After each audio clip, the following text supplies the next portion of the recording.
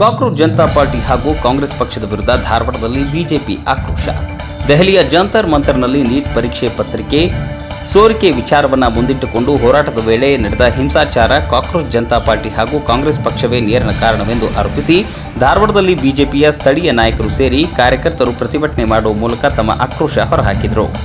ಹುಬ್ಬಳ್ಳಿ ಧಾರವಾಡ ಮಹಾನಗರ ಜಿಲ್ಲಾ ಬಿಜೆಪಿ ಘಟಕದ ನೇತೃತ್ವದಲ್ಲಿ ಧಾರವಾಡದ ಸುಭಾಸ್ ರಸ್ತೆಯ ಬಿಜೆಪಿ ಕಚೇರಿಯಿಂದ ವಿವೇಕಾನಂದ ವೃತ್ತದವರೆಗೆ ಪ್ರತಿಭಟನೆ ಮೆರವಣಿಗೆ ಮಾಡುವ ಮೂಲಕ ಕಾಕ್ರೋಚ್ ಜನತಾ ಪಾರ್ಟಿ ಹಾಗೂ ಕಾಂಗ್ರೆಸ್ ನಾಯಕರ ವಿರುದ್ಧ ಧಿಕ್ಕಾರ ಕೂಗಿ ಆಕ್ರೋಶ ವ್ಯಕ್ತಪಡಿಸಿದರು.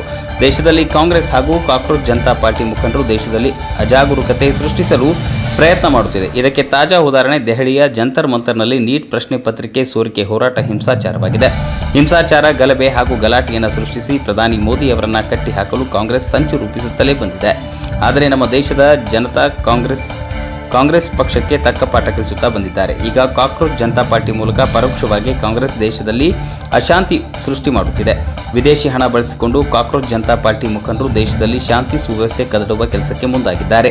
ಇವರ ಬಣ್ಣದ ಮಾತಿಗೆ ಮರುಳಾಗಿ ವಿದ್ಯಾರ್ಥಿಗಳು ಸೇರಿ ಯುವ ಸಮುದಾಯ ಬಲಿಯಾಗಬಾರದು. ಪ್ರಶ್ನೆ ಪತ್ರಿಕೆ ಸೋರಿಕೆ ವಿಚಾರಕ್ಕೆ ಹೋರಾಟ ಆರಂಭಿಸಿ. ಅಲ್ಲಿ ಬೇರೆ ಬೇರೆ ರೀತಿಯ ದ್ವೇಷ ಸೃಷ್ಟಿಸುವ ಮಾತುಗಳು ಈಗಾಗಲೇ ಸೋಷಿಯಲ್ ಮೀಡಿಯಾದಲ್ಲಿ ವೈರಲ್ ಆಗಿದೆ. ಹಾಗಾಗಿ ಕಾಂಗ್ರೆಸ್ ಹಾಗೂ ಕಾಕ್ರೋಚ್ ಪಾರ್ಟಿ ಅಂತ ಹೇಳಿಕೊಂಡು ಮುಖಂಡ ಬಗ್ಗೆ ಎಚ್ಚರಿಕೆಯಿಂದ ಇರಬೇಕು. ದೆಹಲಿ ಹಿಂಸಾಚಾರ ಘಟನೆ ತನಿಖೆಯನ್ನ ಎನ್ಐಎಗೆ ನೀಡಬೇಕು ಎಂದು ಆಗ್ರಹಿಸಿದರು. ರಾಹುಲ್ ಗಾಂಧಿ ಮಾಡ್ತಾ ಇದ್ದಾರೆ, ಅದಕ್ಕೆ ನಾವು ಯಾರು ಕೂಡ ಬಲಿಯಾಗಬಾರದು. ಈ ದೇಶದ ಜನ ಅದಕ್ಕೆ ಉತ್ತರ ಕೊಡಬೇಕು. ನರೇಂದ್ರ ಮೋದಿ ಅವರನ್ನ ಬಗ್ಗಿಸಲಿಕ್ಕೆ ಈ ದೇಶ ಕಾಂಗ್ರೆಸ್ಸಿನ ದಬ್ಬಾಳಿಕೆ ನೀತಿ, ಈ ಕಾಂಗ್ರೆಸ್ಸಿನ ದಾರಿ ತಪ್ಪಿಸುವ ಕ್ರಮ ನಾವು ಮಾಡ್ತಾ ಇದ್ದೀವಿ. ಅಕಸ್ಮಾತ್ ನಮ್ಗೆಲ್ಲ ಒಂದು ಮಾತು ಗೊತ್ತದೆ, ಹಿಂದೂ ಎಂದಿರ್ತಾ ಇದ್ದೀವಿ.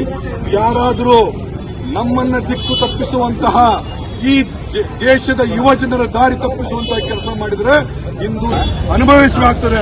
ರಾಹುಲ್ ಗಾಂಧಿ ಅಂತಹ ವ್ಯಕ್ತಿ ಅನುಭವಿಸಬೇಕಾಗ್ತದೆ ಅನ್ನುವಂಥ ಮಾತನ್ನು ಹೇಳಿ ನಾವೆಲ್ಲರೂ ಕೂಡ ಈ ರಾಹುಲ್ ಗಾಂಧಿ ನೇತೃತ್ವದ ಆ ಅಣ್ಣಾ ಹಜಾರೆ ನೇತೃತ್ವದ ಭ್ರಷ್ಟಾಚಾರದ ವಿರುದ್ಧ ಹೋರಾಟ ಮಾಡಿಕೊಟ್ಟರು. ಅಣ್ಣಾ ಹಜಾರೆ ಇವತ್ತಿಗೂ ಕೂಡ ಅನ್ಯಾಯದ ವಿರುದ್ಧ ಹೋರಾಟ ಮಾಡ್ತಾ ಇದ್ದಾರೆ. ಅವರ ಹೆಸರು ಹೇಳ್ಕೊಂಡು ಅಧಿಕಾರಕ್ಕೆ ಬಂದಂತ ಆಮ್ ಆದ್ಮಿ ಪಾರ್ಟಿ ಇವತ್ತು ಖಂಡಿಸ್ತಾ ಇದ್ದೀವಿ ಅಂತ ಕಾರಣಕ್ಕೆ ಭಾರತೀಯ ಜನತಾ ಪಾರ್ಟಿ ನಿನ್ನೆ ನಮ್ಮ ಎಲ್ಲ ಶಾಸಕರ ಮೇಲೆ ಇರುವಂತ ದಬ್ಬಾಳಿಕೆ ಮಾಡ್ಯಾರ. ಏನ್ ಮಾಡಿದ್ರು, ಆ ಶಾಸಕರನ್ನ ಬಸ್ ಕೂರ್ಸ್ಕೊಂಡು ಹೋಗಿ ಕಾಂಗ್ರೆಸ್ ಕಚೇರಿ ಆಗುವವರೆಗೆ ಪೊಲೀಸ್ ಅಧಿಕಾರಿಗಳು ಆ ಬಸ್ ನಿಲ್ಲಿಸ್ತಾರೆ ಅಂದ್ರೆ ಯಾವ ಹಂತಕ್ಕೆ ಸರ್ಕಾರ ನಡೆಸ್ತಾ ಇದೆ ನಾವು ಯೋಚನೆ ಮಾಡಬೇಕಾಗಿದೆ. ಅದಕ್ಕಾಗಿ ನಾವೆಲ್ಲರೂ ಕೂಡ ಇವತ್ತು ಜಾಗೃತ ಮನಸ್ಸಿನಿಂದ ಭಾರತೀಯ ಜನ ಸಹನ ಮಾಡೋದಿಲ್ಲ ಅನ್ನೋ ಒಂದು ಹೇಳಿಕೆ ನಾವೆಲ್ಲ ಕೂಡ ಪ್ರತಿಭಟನೆ ಮಾಡ್ತಾ ಇದ್ದೀವಿ. ನಾವೆಲ್ಲರೂ ಕೂಡ ಶಾಂತ ರೀತಿಯಲ್ಲಿ ಪ್ರತಿಭಟನೆಯಲ್ಲಿ ಭಾಗವಹಿಸಿ ನೈತಿಕ ಬೆಂಬಲವನ್ನ ಭಾರತೀಯ ಜನತಾ ಪಾರ್ಟಿ ಎಲ್ಲ ಹಿರಿಯರಿಗೆ